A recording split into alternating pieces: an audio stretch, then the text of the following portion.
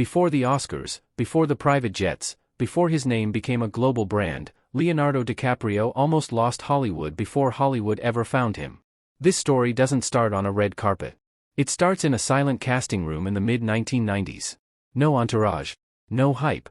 Just a young actor sitting in front of a camera, already carrying more emotion than the room knew what to do with. At the time, Leo had a reputation. Casting directors whispered the same things: too intense, too serious, unpredictable. Studios wanted clean, safe, controllable talent. And Leo? He was none of that. Then the tape starts rolling. He doesn't smile. He doesn't ease into the scene. From the very first line, his voice trembles, not from nerves, but from feeling too much. His eyes stay locked on the reader, barely blinking. You can tell he isn't acting, he's sinking into something darker, rawer. People in the room shift in their seats. One executive later admitted, "It didn't feel like an audition.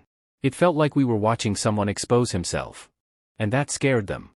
The performance was powerful. Unforgettable. But he didn't get the role. In fact, he walked out thinking he had blown it completely. Here's the part no one tells you. That failed audition tape didn't disappear. It became a secret weapon. Casting assistants copied it. Producers replayed it. Directors watched it late at night, unsure why they couldn't forget it. Because even in rejection, Leo did something rare. He stayed in their heads. Months later, a massive film was in trouble. Big budget. Huge expectations. The lead role required someone young, vulnerable, rebellious, someone audiences would believe could love deeply and break completely. Safe choices were discussed. Bankable faces. Studio favorites. And then someone said, "What about that kid from the tape?" The same tape that once made executives uncomfortable suddenly made perfect sense. That role changed everything. Overnight, Leonardo DiCaprio wasn't just another young actor, he was the face of a generation. The intensity they once tried to reject became the very thing audiences connected to. And the craziest part? If he had toned it down? If he had played it safe? If he had tried to be likable in that audition? Hollywood might have forgotten him.